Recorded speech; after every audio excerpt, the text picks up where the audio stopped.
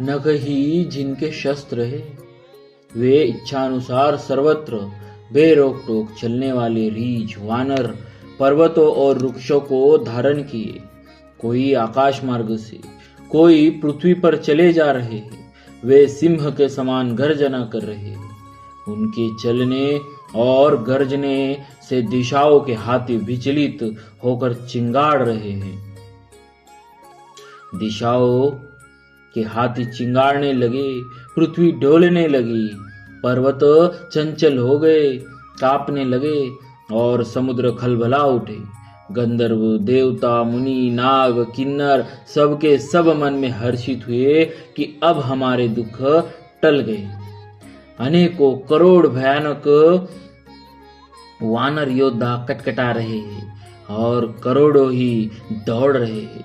प्रबल प्रताप कौशलनाथ श्री रामचंद्र जी की जय हो, ऐसा पुकारते हुए वे उनके गुण समूहों को गा रहे हैं। उदार, परम श्रेष्ठ और महान सरपराज शेष जी भी सेना का बोझ नहीं सह सकते। वे बार बार मोहित हो जाते हैं, घबरा जाते हैं और पुनः पुनः कच्छप की कठोर पीठ को दांत से पकड़ते हैं। ऐसा करते अर्थात बार बार दांतों को गड़ाकर कच्छप की पीठ पर लकीर से खींचते हुए वे कैसे शोभा दे रहे हैं, मानो श्री रामचंद्र जी की सुंदर प्रस्थान यात्रा को परम सुहावनी जानकर उसकी अचल पवित्र कथा को सरपराज शेष जी कश्यप की पीठ पर लिख रहे हो। इस प्रकार कृपा निधान श्री राम जी समुद्र तट पर जा उतरे।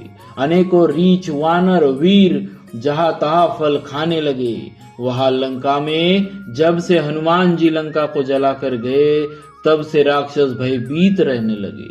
अपने अपने घरों में सब विचार करते हैं कि अब राक्षस कुल की रक्षा का कोई उपाय नहीं है। जिसके दूत का बल वर्णन नहीं किया जा सकता, उसके स्वयं नगर में आने पर कौन भलाई है। हम लोगों की बड़ी बुरी दशा होगी। दूतियों से नगर निवासियों के वचन सुनकर मंदोदरी बहुत ही व्याकुल हो गई। वह एकांत में हाथ जोड़कर पति रावण के चरणों लगी और नीति रस में पगी हुई वाणी बोली, हे प्रियतम, श्री हरि से विरोध छोड़ दीजिए। मेरे कहने को अत्यंत ही हितकर जानकर हृदय में धारण कीजिए। जिनके दूध की करणी का विचार करते ही, स्मरण आते ही राक्षसों की स्त्रियों के गर्भ गिर जाते हैं। हे प्यारे स्वामी, यदि भला चाहते हो तो अपने मंत्री को बुलाकर उनके साथ उनकी स्त्री को भेज दीजिए। सीता आपने कुल रूपी कमलों के वन को दुख देने वाली जाड़े की रात्रि के समान आई है। हे नाथ, सुनिए, सीता को लौटाए। बिना शंभु और ब्रह्मा के किए भी आपका भला नहीं हो सकता।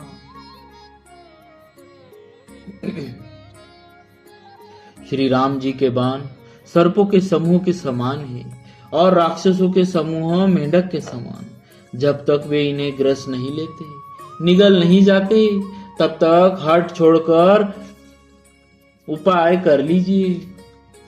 मूर्ख और जगत प्रसिद्ध अभिमानी रावण कानों से उसकी वाणी सुनकर खूब हंसा और बोला, स्त्रियों का स्वभाव सचमुच ही बहुत डरपोक होता है। मंगल में भी भय करती हो। तुम्हारा मन हृदय बहुत ही कच्चा कमजोर है। यदि वानरों की सेना आवेगी तो बेचारे राक्षस उसे खाकर अपना जीवन निर्वाह करेंगे। लोकपाल भी जिसके डर से कांपते हैं, उसकी स्त्री डरती हो, यह बड़ी हंसी की बात है।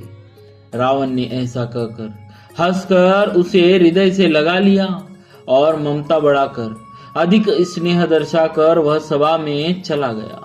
मंदोदरी हृदय में चिंता करने लगी कि पति पर विधाता प्रतिकूल हो गए। जो ही वह सभा में जाकर बैठा, उसने ऐसी खबर पाई कि शत्रु की सारी सेना समुद्र के उस पार आ गई है। उसने मंत्रियों से पूछा कि उचित सलाह कीजिए, अब क्या करना चाहिए।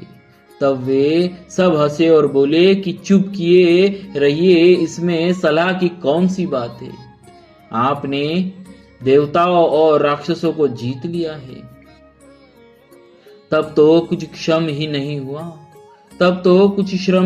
हुआ। फिर मनुष्य और वानर किस गिनती में है। मंत्री, वैद्य और गुरु, ये तीन यदि अप्रसन्नता, भय या लाभ की आशा से हित की बात न कहकर प्रिय बोलते हैं, ठकुर सुहावती कहने लगते, तो क्रमशः राज्य, शरीर और धर्म, इन तीन का शीघ्र ही नाश हो जाता है। रावण के लिए भी वही सहायता आवनी। मंत्री उसे सुना सुना कर मुंह पर स्तुति करते हैं। इसी समय अवसर जानकर विभीषण जी आए। उन्होंने बड़े भाई के चरणों में सिर नवाया। फिर वे सिर नवाकर अपने आसन पर बैठ गए और आज्ञा पाकर वे वचन बोले, हे कृपालु, जब आपने मुझे राय पूछी ही है तो हे तात, मैं आपकी बुद्धि के अनुसार आपके हित की बात कहता हूँ। जो मनुष्य आपका कल्याण, सुंदर यश, सुबुद्धि, शुभ गति और नाना प्रकार के शुभ सुख चाहता हो, वह हे स्वामी परस्त्री के ललाट को चौथ के चंद्रमा की तरह त्याग दे। अर्थात जैसे लोग चौथ के चंद्रमा को नहीं देखते, उसी प्रकार परस्त्री का मुख ही न देखे। 14 भुवनों का एक ही स्वामी हो, वह भी जीवों से वैर करके ठहर नहीं सकता, नष्ट हो जाता है। जो मनुष्य गुणों का समुद्र और चतुर हो, उसे चाहे थोड़ा भी लोभ क्यों न हो, तो भी कोई भला नहीं कहता।